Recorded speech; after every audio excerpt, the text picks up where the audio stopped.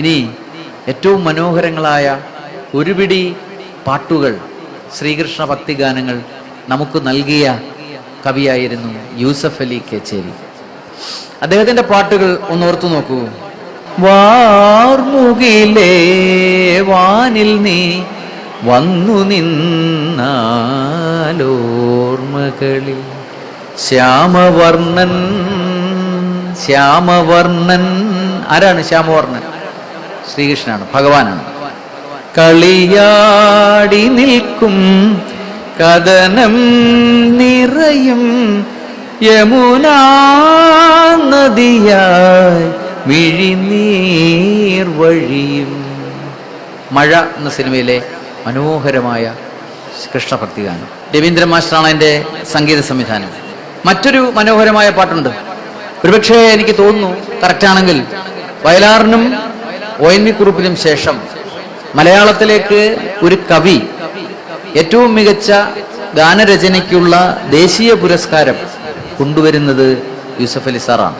അദ്ദേഹത്തിൻ്റെ ഗേയം ഹരിനാമധേയം എന്ന് പറയുന്ന അതിലെ തന്നെ പാട്ടാണ്.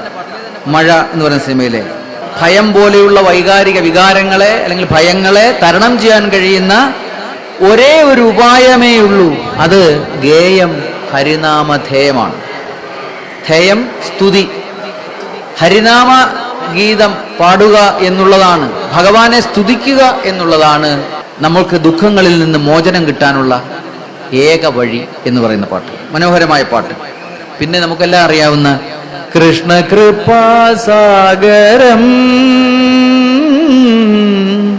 കൃഷ്ണ കൃപാസാഗരം ഗുരുവായൂപുരം, ഗുരുവും വായുവും സ്ഥാപിച്ച പുരം, ഗുരുവായൂപുരം ജനിമോക്ഷകരം,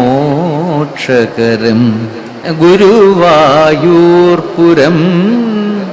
ജനിമോക്ഷകരം, കൃഷ്ണ കൃപാസാഗരം, കൃഷ്ണ കൃപാസാഗരം.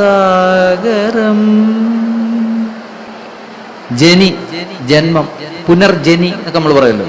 എല്ലാ ജന്മദുഃഖങ്ങളിൽ നിന്നും മോക്ഷം കിട്ടാനുള്ള വഴി കൃഷ്ണ കൃപാസാഗരമാണ്.